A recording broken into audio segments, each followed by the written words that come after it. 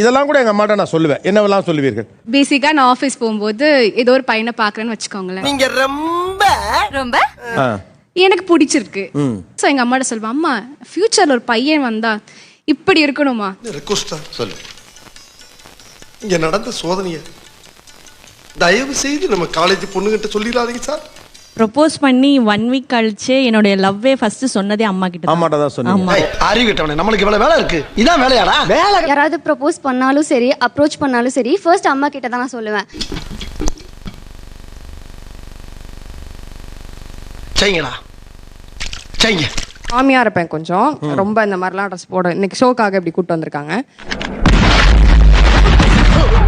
வெளில போகும்போது கொஞ்சம் பொண்ணு மாதிரி நல்லா பிரைட்லாம் போட்டு போவேன்.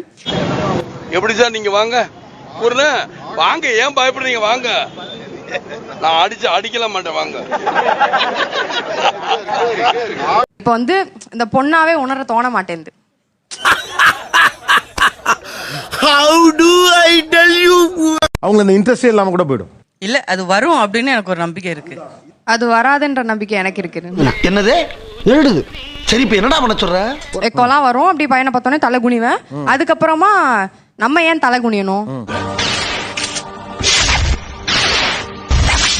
இது நம்ம லிஸ்ட்லயே இல்லையே. அவனுக்கு என்ன, அவன் வந்து பார்த்தானா நம்மளும் திரும்பி பார்ப்போம், அப்படி நான் திரும்பி பார்ப்பேன். அந்த எசன்ஸ் அங்க இருந்து வந்து அறிவு கட்ட பயவுலியா இப்படி எப்ப பார்த்தாலும் அடிச்சுக்கிட்டு தொலைஞ்சிங்கன்னா இந்தியா இப்படி வளர சாவும். இந்தியா இப்படி வளர சாவும். அப்பா அம்மா கிட்ட நம்மளே போய் பேசுறதுக்கு முன்னாடி சொந்தக்காரங்க கரெக்டா போய் பேசிடுவாங்க. இவங்க கரெக்டா வந்து அது உண்மையாமான்னு கேட்பாங்க. ஆமாமா. என்னடா அது? என்ன ஒரு மனுஷனுக்கு கொஞ்சம் சேதாரம் ஆனவன பொசிஷன் மாறுது. ஸோ என்னை சுற்றி இருக்கிற ஃப்ரெண்ட்ஸ் அண்ட் கலீக்ஸ் வந்து கொஞ்சம் லவ் பண்ணிட்டு இருந்தது, அதெல்லாம் எனக்கு தெரியும். ஸோ நான் கெட்டவன் தான்டா, ஆனா கொஞ்சம் கெட்டவன். கொஞ்சம் நல்லவன் தான்டா, ஆனா ரொம்ப நல்லவன் இல்லை, அவ்வளவுதான்.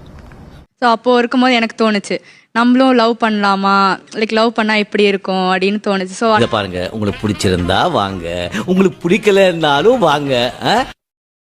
என்னோட ஃப்ரெண்ட்ஸ் வந்து லவ் பண்றாங்க அப்படின்றத அவங்க கிட்ட சொல்லுவேன். இப்போ அவங்க ரிப்ளை என்ன இருக்குன்னா, அது அவங்களோட இருக்கட்டும், உனக்கு வேண்டாம் அப்படி சொல்லுவேன்.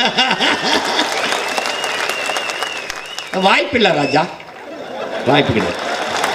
ஆனா அவன் நினைச்சிட்டு இருந்தாலும் யாரையாவது கூட்டிட்டு வந்தா ஒத்துப்பாங்க அம்மானா, அது நடக்கவே நடக்காது.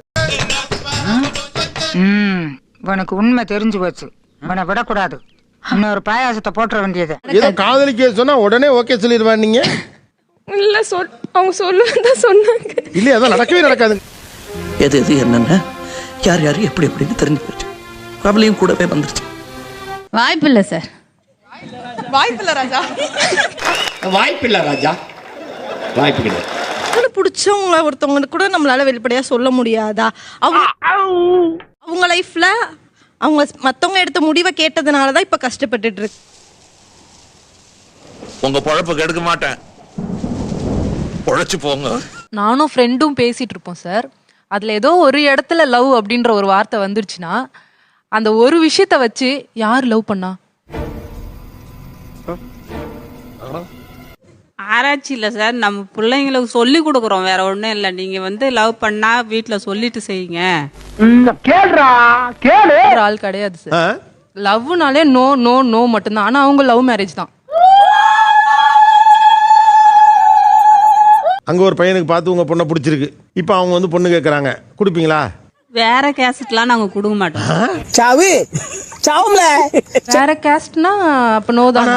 ஆமா, நோ தான். எனக்கு இல்ல பேதியில போவான், அது என் பொண்டாட்டில. வேற ஏன் காஸ்ட் வேணாம்னு நினைக்கிறீங்க? அதை வச்சு ஒன்றும் பண்ண போறதில்ல, பசங்க ஹாப்பியா இருந்தா போதும். புரட்சி தலைவன் வந்துட்டாயா, புரட்சி தலைவன் வந்துட்டாயா.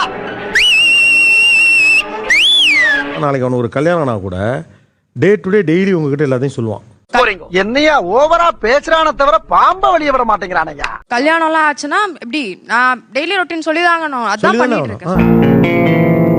ஏய், என்னை வச்சு ஒன்னும் காமெடி கிமெடி பண்ணலையே. சொல்லிதாங்கணும். அப்பவும் நல்லது கெட்டது நான் தான் சார் சொல்லணும். அங்கதான் பிரச்சனையே வருது.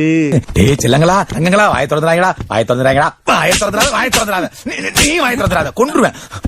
ஏன்னா நான் ஆஃப்டர் மேரேஜ் எனக்குன்னு ஒரு லைஃப் இருக்கு.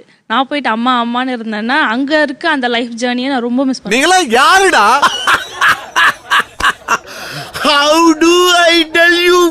பிள்ளைங்களை திட்ட முடியாது. முன்ன மாதிரி வெட்டு ஒன்று துண்டு ரெண்டுலாம் பண்ண முடியாதுங்கிறதுக்காண்டி நீங்கள் எடுத்திருக்கிற ஆயுதம் இருக்குல்ல, அது முன்னை விட மோசமான ஆயுதம். இந்த உலகம் ஜெயிச்சிருவேன்னு சொன்னா கேட்காது, ஆனா ஜெயிச்சவன் சொன்னா கேட்கும்.